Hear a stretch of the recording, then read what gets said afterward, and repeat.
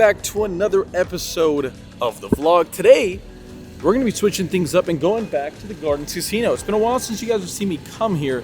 I don't know, like 20 or 30 episodes, who knows at this point. But, long story short, we need to get ourselves a couple of new locations to play.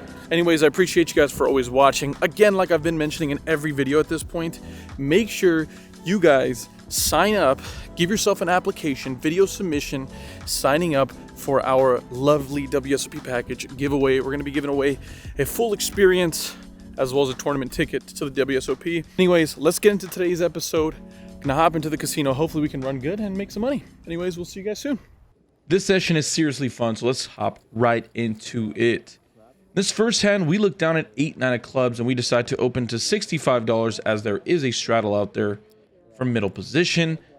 The small blind and the straddle decide to make the call, and we're going three ways to a flop that comes king 9-4 with 2 spades and a diamond. When it checks over to me, I decide to c-bet a little bit on the larger side, going to $150.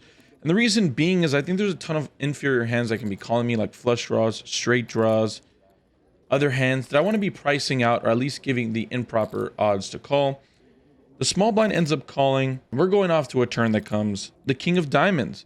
This is a pretty good card, as now it makes it less likely that my opponent has a king, and more likely that I'm going to be putting my opponent on specifically a hand like a flush draw.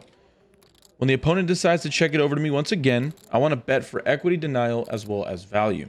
I don't think I'm helping myself if I decide to check this back and my opponent has a hand specifically like queen 10 or queen jack, and more than likely they have a flush draw, and let's continue to bet for value and make them pay to chase their draws. So I once again decide to make out a value bet, and after a little bit of pause, my opponent decides to make the call once again. The river is one of the worst cards in the deck as it comes a deuce of spades.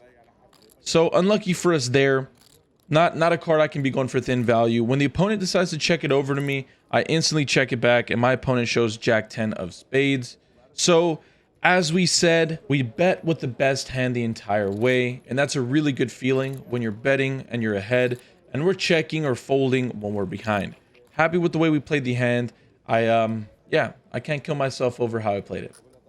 Again, at this point, we're playing like 5 or 6 handed. We're in the must move game. There's not a lot of craziness going on.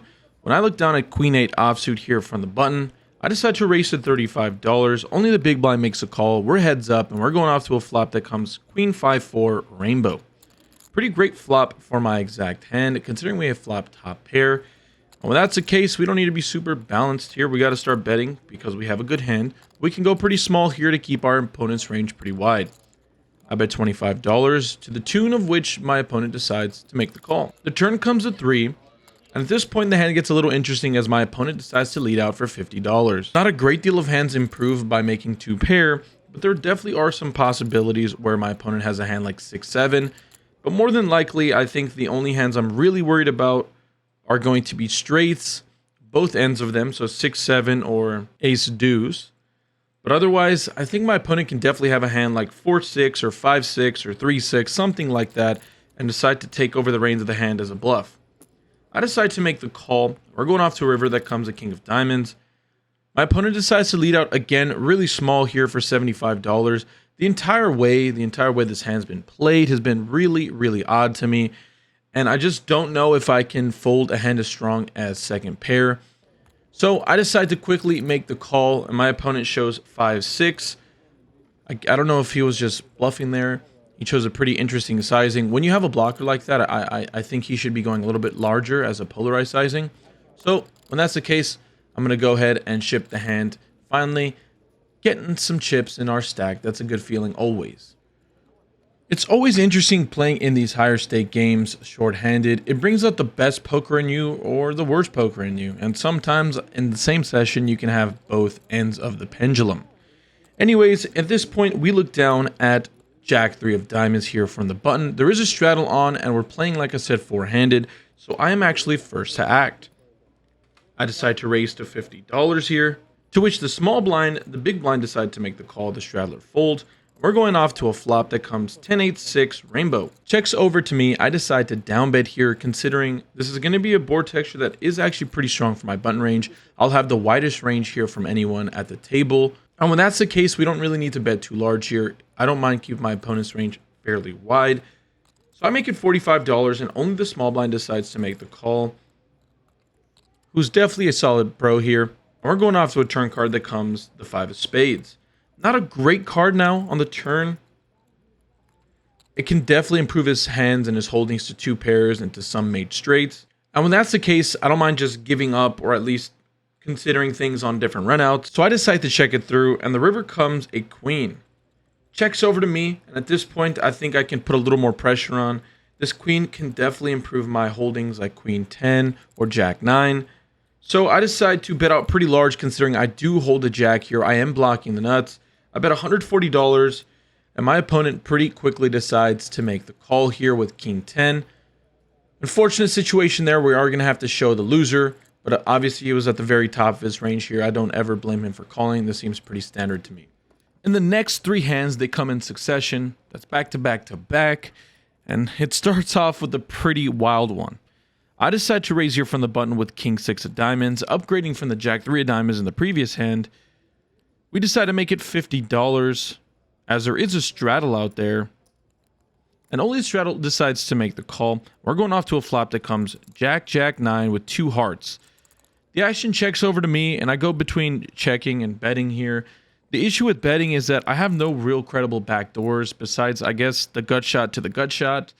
But, I mean, beyond that, I think I'd rather just take my king out of showdown. It can definitely be good here a ton of the time.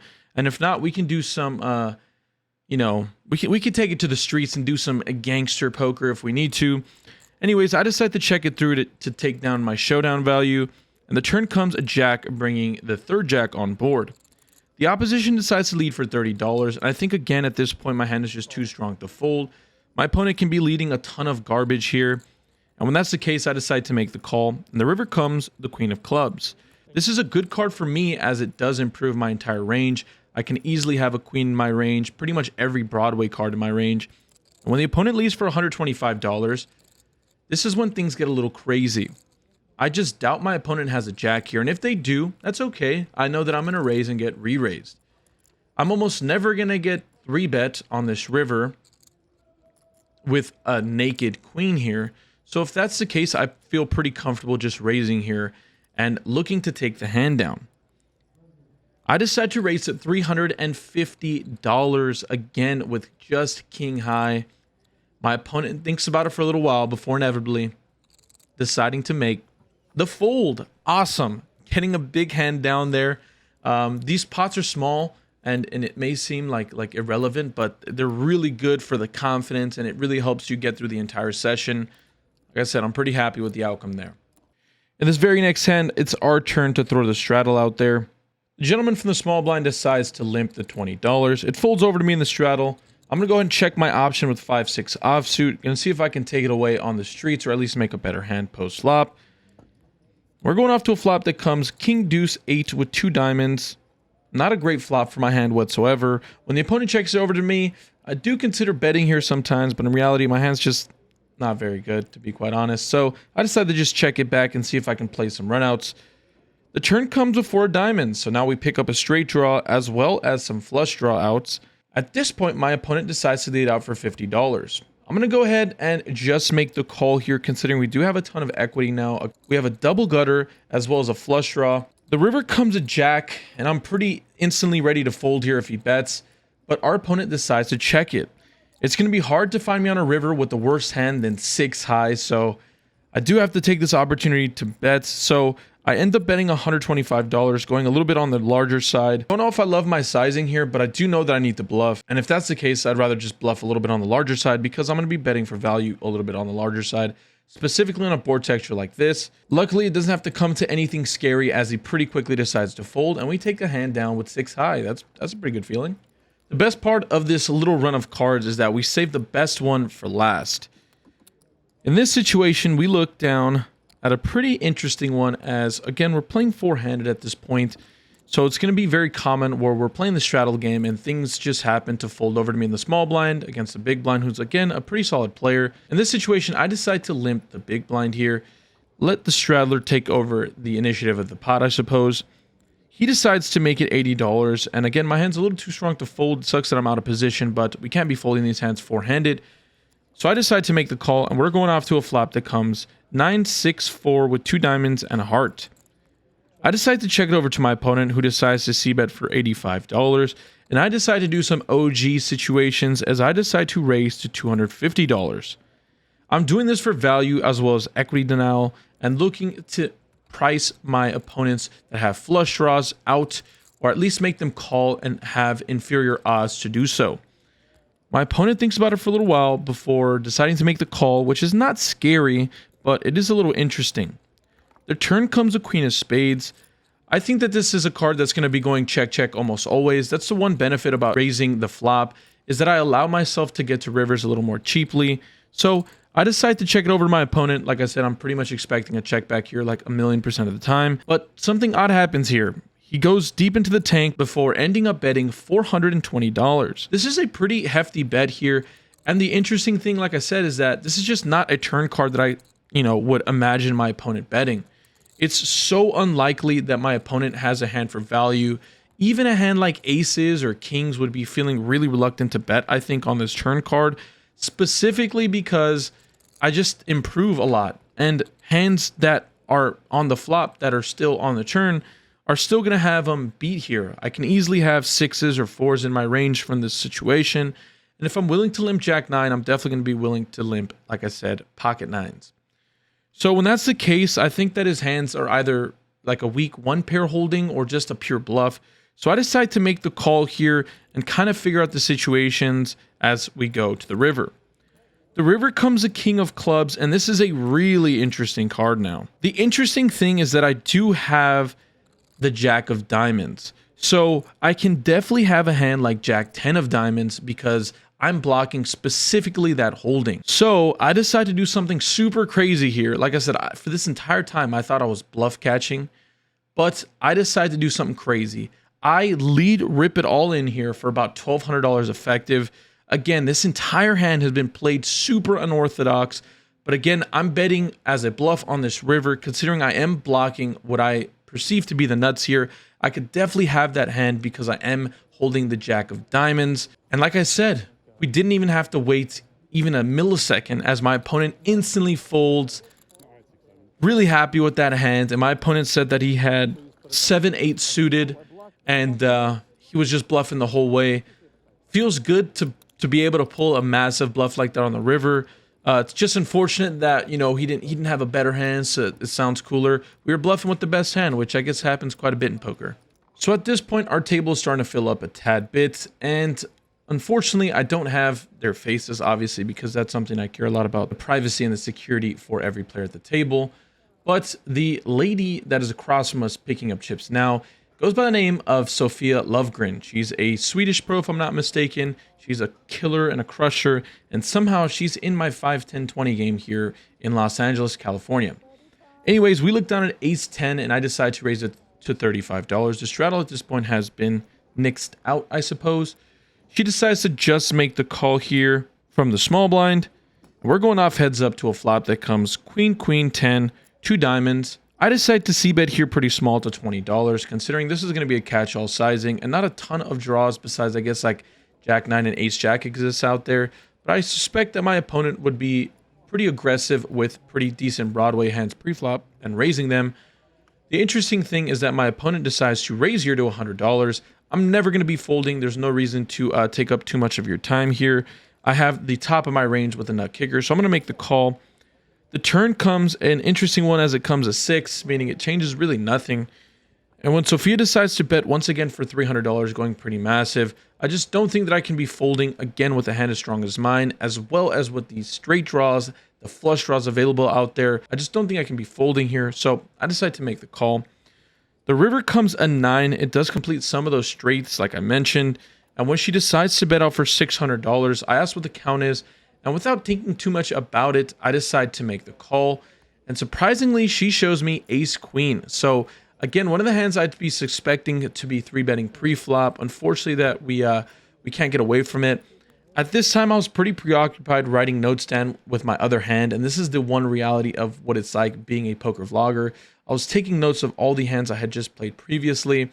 And I just wasn't paying attention too much.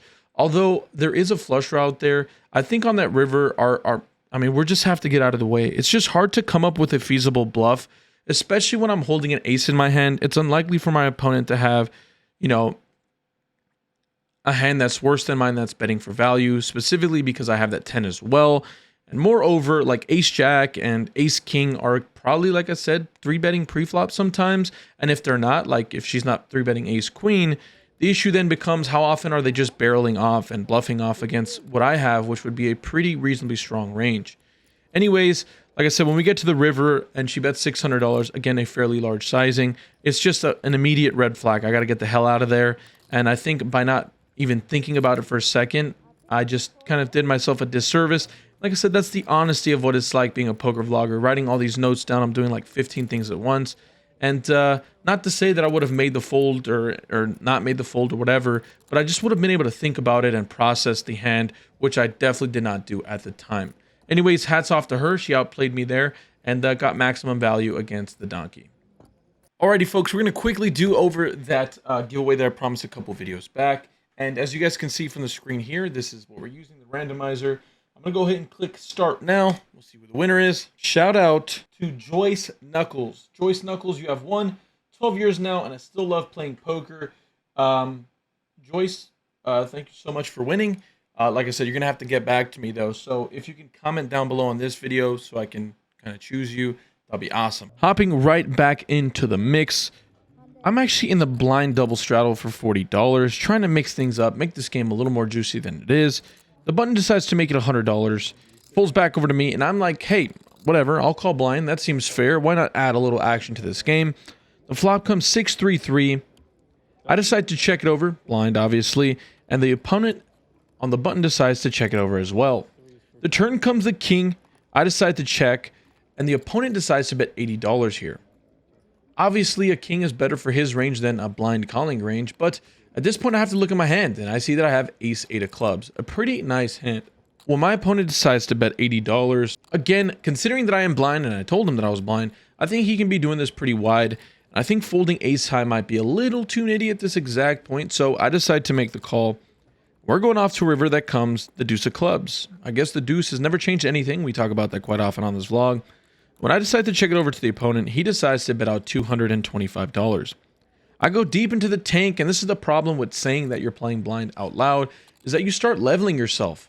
I'm like, man, I can have any two cards in this situation, and my opponent can kind of really hurt me with that information, or really be aggressive with that information.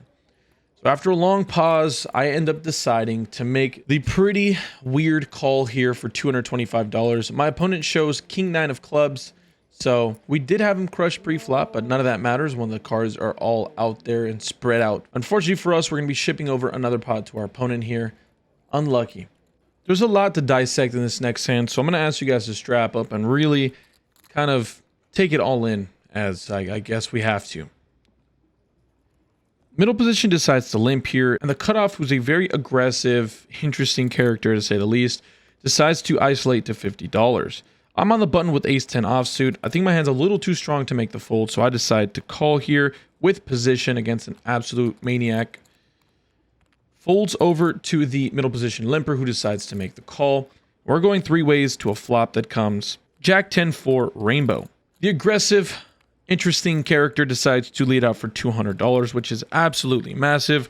But again, considering my tag on this current player, I'm going to go ahead and make the call here.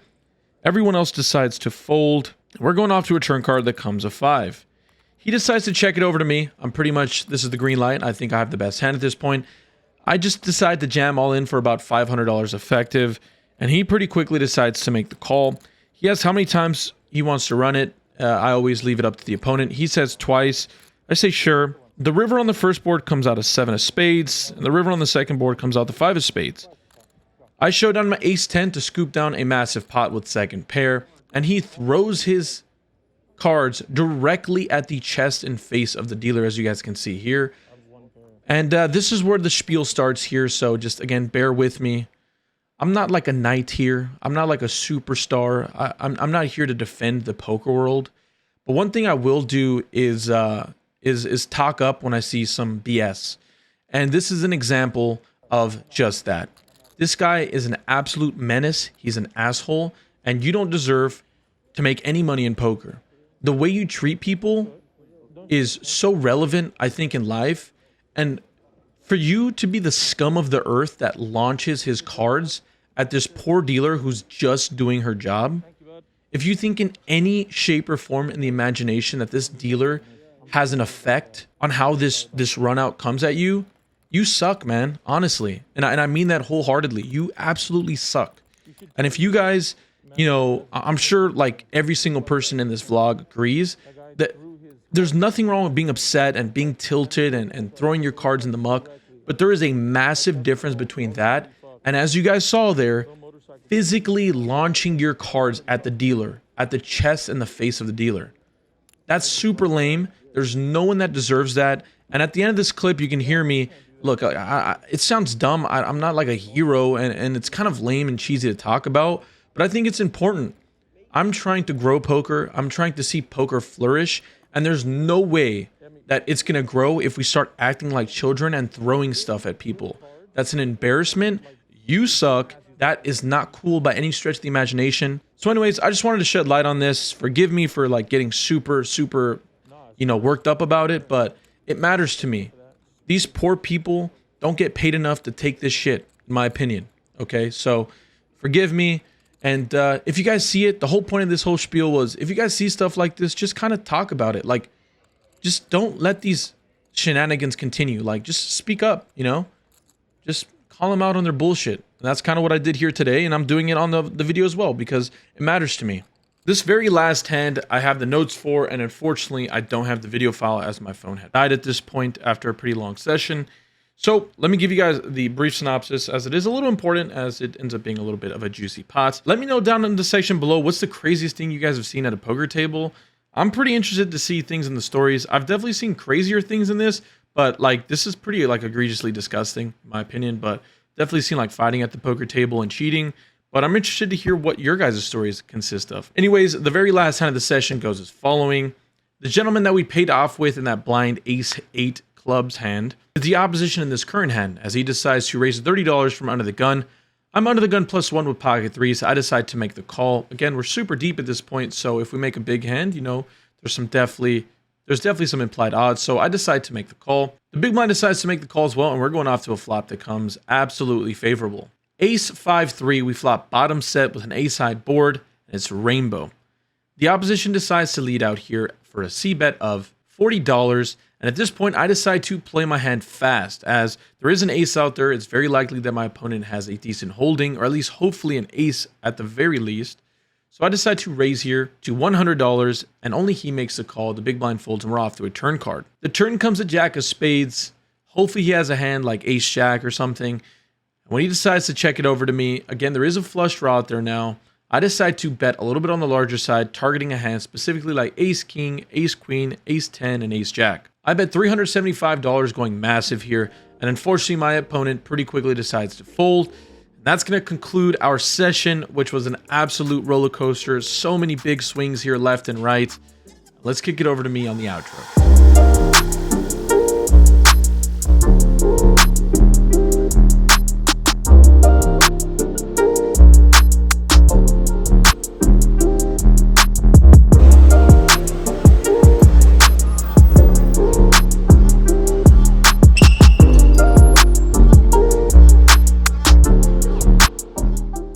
And just like that, we are out of today's session. I can't wait to go over the numbers because they're just ridiculous as always.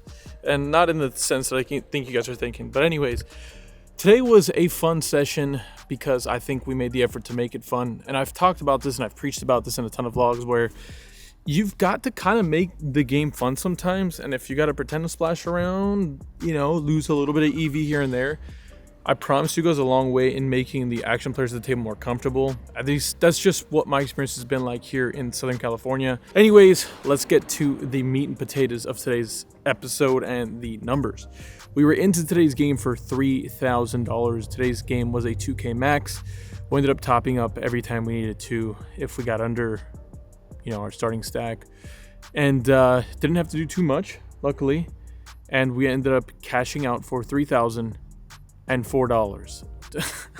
This happened, I think, a couple weeks ago at the Commerce where I cashed out for a $4 profit. Today, yet again, a $4 profit, but tipped the $4 once again. So today was a nice battling session.